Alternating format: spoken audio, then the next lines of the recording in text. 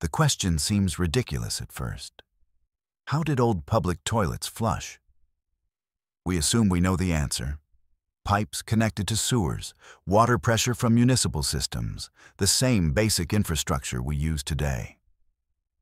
But when I started examining photographs of the elaborate toilet kiosks that stood on streets throughout Europe in the 1800s, I realized something disturbing. There were no pipes.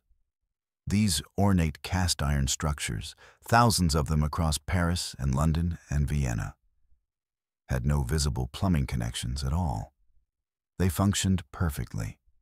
They flushed, and nobody can adequately explain how. The official story makes no sense. The official history is straightforward. These structures were called Vespasiennes in Paris, public conveniences in London. Simple sanitation solutions for growing cities. We are told they were installed in the mid-1800s as urban populations exploded and hygiene became a public concern. Cast iron kiosks, manufactured in foundries, transported to city centers, bolted to sidewalks, and connected to underground sewer systems through pipes buried beneath the streets.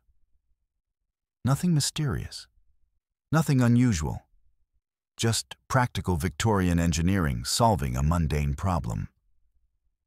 But when you actually examine the photographs, when you look at these structures with careful attention, the official explanation starts to collapse.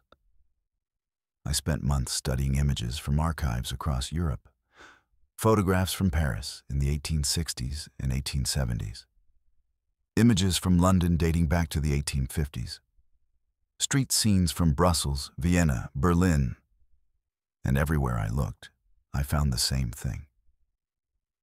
These ornate iron kiosks stood completely alone on sidewalks, with no visible infrastructure connecting them to anything. No pipes running along the ground, no access panels for maintenance, no junction boxes or valve covers nearby. They simply stood there, elegant and isolated, as if they had materialized from nothing. The craftsmanship alone should raise questions. These were not simple functional boxes designed purely for utility. They were architectural statements. Intricate scrollwork covered every surface. Decorative columns and cornices adorned the frames. Some featured elaborate roof structures with ventilation systems built into ornamental spires. The metalwork demonstrated a level of precision and artistry that seems excessive for what we are told were merely public urinals. And they were everywhere. Thousands of them across Paris alone by the 1870s. London had hundreds. Brussels, Vienna, Prague, Berlin, St. Petersburg. Every major European city had these identical or nearly identical structures lining their boulevards. The designs were remarkably consistent across different countries, different languages, different supposed manufacturers. Think about that for a moment. How do thousands of nearly identical cast iron structures appear simultaneously across an entire continent? The coordination required would be staggering. The manufacturing capacity alone seems impossible for the era. We are told each city independently commissioned local foundries to produce these kiosks based on shared designs. But the tolerances are too precise. The decorative elements too consistent. When you compare a pissoir from Paris with a public convenience from London with a structure photographed in Vienna, the similarities are not approximate. They are exact. The official timeline claims these installations happened gradually over decades. A few dozen here, 100 there, slowly expanding as budgets allowed and urban planning evolved. But contemporary accounts tell a different story. Newspaper reports from the 1860s describe entire boulevards being equipped overnight. Witnesses wrote about waking up to find rows of these kiosks installed on streets that had been empty the evening before. The logistics of such rapid deployment seem impossible even with modern equipment. I found a report from 1867 describing the installation of 40 Vespasiennes along a single Parisian avenue in one night. 40 complete structures, each weighing hundreds of kilograms, positioned and allegedly connected to underground systems between sunset and sunrise. No disruption to traffic the following day. No excavation scars on the pavement. No evidence of the massive construction effort such an installation would require. The plumbing question haunts everything. We are told these structures connected to sewer systems through pipes running beneath the streets. But when you examine the bases of these kiosks in photographs, there are no visible connection points. The iron panels sit flush against the pavement. There is no gap, no access point, no indication that anything runs beneath them at all. Contemporary plumbers who maintained these structures left puzzling accounts. A memoir from a Paris sanitation worker in 1878 describes the Vespasiens as remarkably self-sufficient. He wrote that they required minimal maintenance despite continuous use. The waste simply disappeared. He attributed this to excellent engineering, but admitted he never fully understood the mechanism. The water appeared when needed, without any obvious reservoir or supply line. The drainage functioned without any clear destination. I started mapping the locations of these structures across cities. The placement was not random. They appeared at precise intervals along major boulevards. They occupied specific positions relative to other architectural features. When I overlaid maps from different cities, the spacing patterns matched. Paris, London, Brussels. The same mathematical relationships repeated across supposedly independent urban plans. The pattern extended beyond Europe. I found photographs of similar structures in American cities from the same era. New York had elaborate public comfort stations by the 1870s. Boston and Philadelphia featured kiosks with the same ornate ironwork, the same mysterious absence of visible plumbing. The Atlantic Ocean apparently posed no barrier to whatever coordination produced these installations. Here is what the official history cannot explain. How did these structures flush? Water pressure requires infrastructure. Pumping stations, elevated reservoirs, pressurized mains. In the 1850s and 1860s, most of these cities had primitive water systems barely capable of serving private homes. Yet somehow, public toilets standing alone on sidewalks had reliable water pressure for flushing mechanisms that operated continuously throughout the day. The drainage is equally inexplicable. Gravity-fed sewers require slope, carefully calculated gradients that carry waste from higher to lower elevations. These kiosks stood on flat sidewalks at street level. The waste had to go somewhere. It had to move somehow. But the physics of the supposed sewer connections make no sense when you examine the actual topography. I started looking at excavation records from the early 1900s. Workers digging foundations, laying new utility lines, constructing underground rail systems. What they found beneath these kiosk locations was not simple sewer pipes. Reports describe elaborate chambers, vaulted spaces lined with materials that did not match standard construction techniques of any known period. A construction crew in London in 1903 broke through what they assumed was solid ground beneath a former public convenience site. They expected to find simple clay pipes leading to the main sewer. Instead, they discovered a vaulted chamber extending more than 4 meters below street level. The walls were lined with a smooth material they could not identify. The space contained channels and conduits arranged in geometric patterns that served no purpose the engineers could determine. A contemporary newspaper account described the foreman as completely baffled. The chamber was sealed, and construction continued above it. No further investigation was conducted. This was not an isolated incident. I found similar accounts from Paris, Brussels, Vienna, and Berlin. Whenever workers excavated beneath locations where these ornate kiosks had stood, they encountered infrastructure that defied explanation. Chambers too elaborate for simple drainage. Materials too sophisticated for the supposed construction date. Systems that connected to nothing modern engineers could trace. In Paris, in 1912, the expansion of the metro system required excavation beneath the Boulevard de Sebastopol. Workers uncovered a network of tunnels that did not appear on any city planning documents. The tunnels connected locations where Vespasiennes had once stood. The passages were clean, dry, and showed no evidence of sewage ever having passed through them. The walls displayed a glazed finish that resisted all attempts at analysis. The tunnels were filled with concrete, and the metro construction proceeded above them. Official records make no mention of this discovery. Think about it. If these were simply public toilets connected to standard sewer systems, why would the underground infrastructure be so elaborate? Why would workers consistently describe finding things they could not explain? Why would these discoveries be systematically sealed and forgotten rather than studied and documented? The self-cleaning mechanisms present another impossibility. Contemporary accounts from the 1870s and 1880s describe these kiosks as remarkably hygienic despite constant public use. Maintenance workers reported that the interiors seemed to clean themselves. Water would appear and wash the surfaces without any human intervention.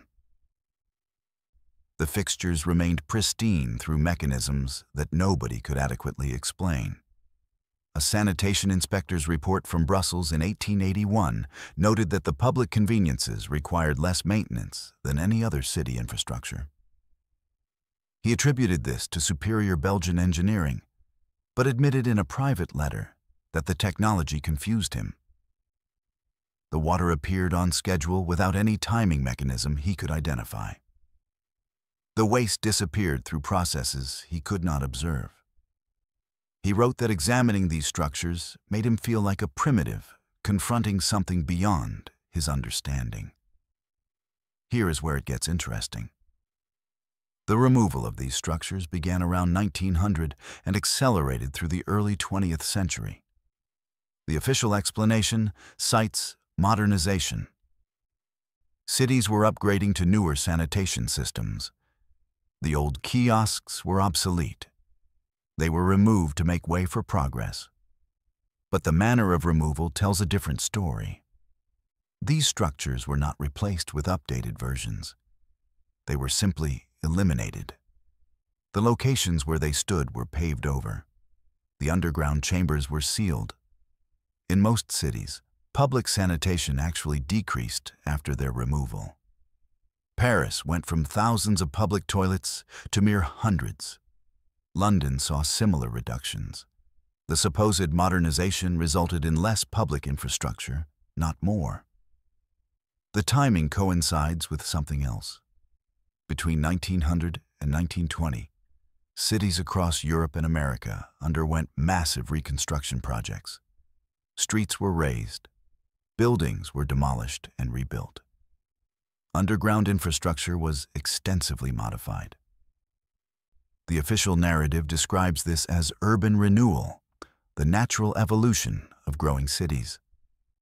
But the scale and coordination of these projects seems suspicious in light of what was being removed. The technical analysis of surviving examples raises even more questions. A few of these structures remain, preserved as historical curiosities in parks and museums. Engineers who have examined them report anomalies in the metalwork. The casting precision exceeds what should have been possible with 1850s technology.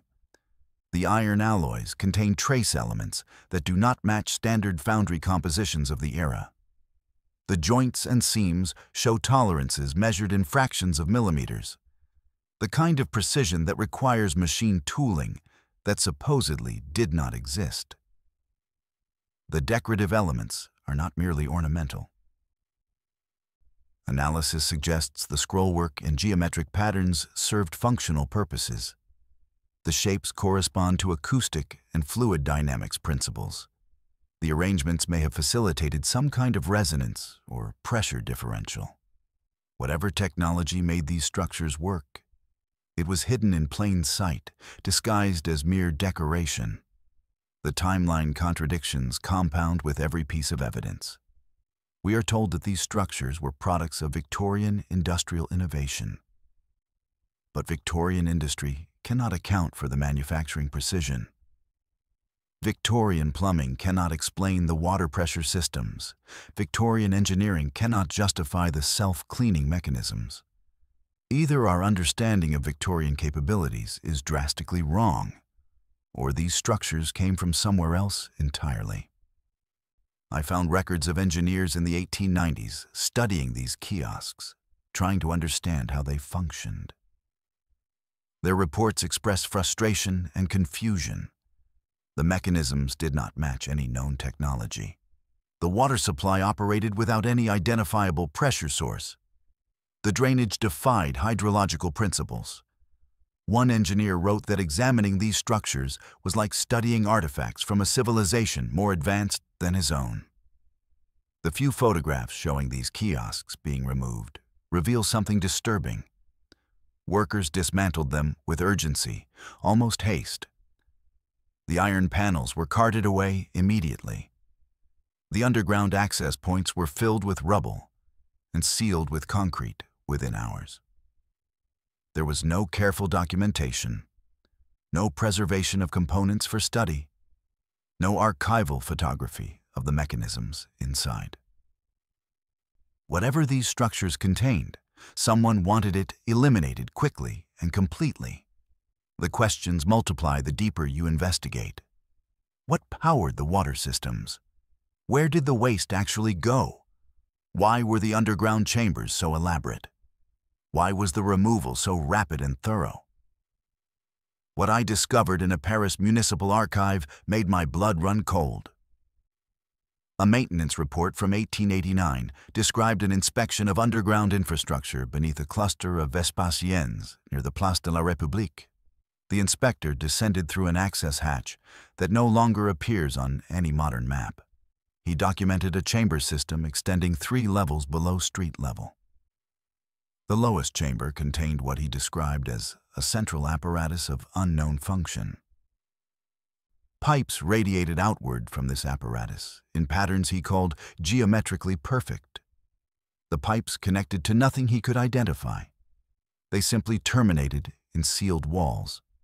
The apparatus itself hummed with a low vibration, despite having no visible power source. The inspector recommended immediate closure of the access hatch. His superiors agreed.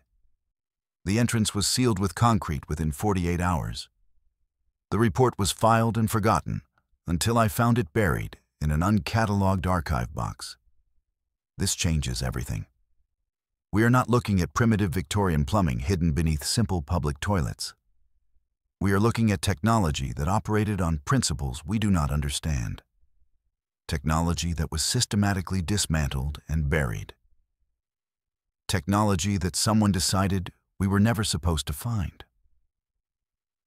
The parallels to other architectural anomalies are unmistakable. The same pattern appears in bridges across Europe and America. Massive stone structures supposedly built in the 1700s and 1800s, with their lower levels completely buried underground. The same impossible precision, the same inexplicable construction timeline, the same systematic concealment of underground infrastructure, the same removal of evidence during the early 20th century reconstruction projects. These public toilet kiosks were not isolated curiosities.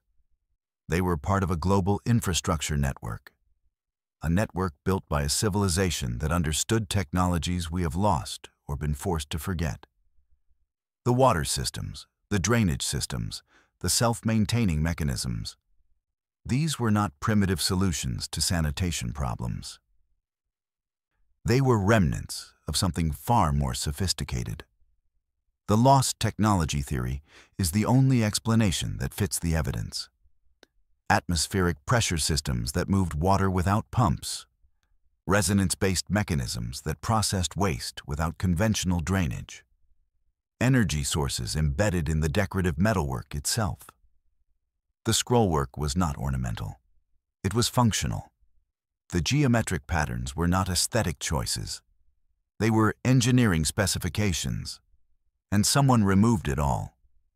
The suppression was not accidental. It was coordinated across continents. Cities that had no formal communication channels somehow implemented identical removal programs within the same narrow time window. The underground chambers were sealed using the same methods.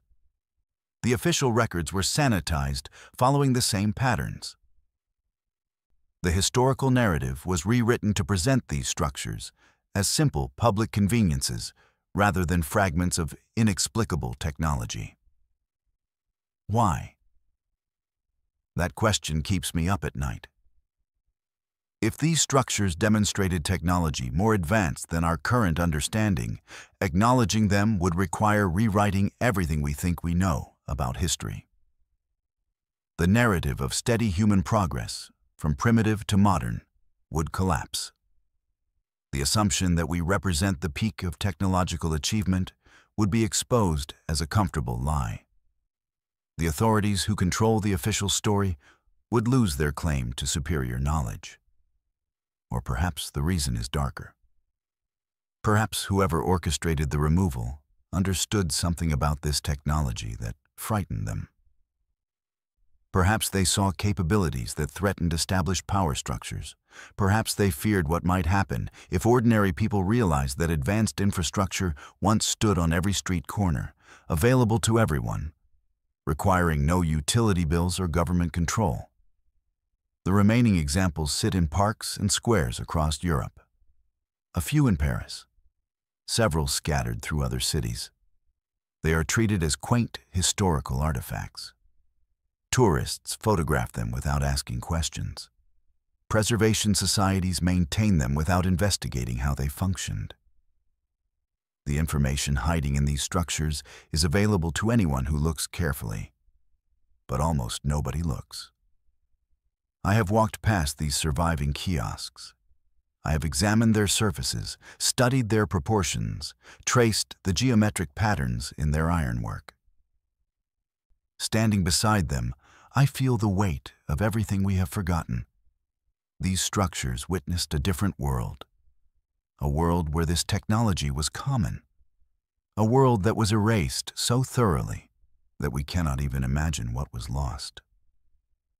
The implications extend beyond public toilets and lost plumbing technology. If this infrastructure was removed and concealed, what else has been hidden? What other evidence of advanced pre-catastrophe civilization has been buried beneath our streets, sealed in chambers we are not supposed to find? How much of the world we walk through every day is built on top of ruins we have been trained to ignore? The photographs are still there in archives and digital collections. The surviving kiosks still stand in their designated locations. The evidence exists for anyone willing to examine it. But the official story remains unchanged. Simple Victorian sanitation solutions, practical urban infrastructure, nothing mysterious. Nothing that should disturb our comfortable assumptions about progress and history. Maybe that is exactly what they want us to believe. Maybe the truth about our infrastructure is too dangerous to acknowledge. Maybe the people who control the narrative understand that these ornate iron kiosks represent something that would unravel everything. They flushed. Thousands of them, standing alone on sidewalks across the world with no visible pipes, no identifiable water source, no explicable drainage. They flushed through mechanisms we cannot explain using technology we have been told never existed. And then they were removed, dismantled, erased from streets and memory alike. The kiosks that remain stand silent on their designated corners, monuments to a civilization we were never supposed to remember. They flushed. And somehow, after all these years, nobody is willing to explain how.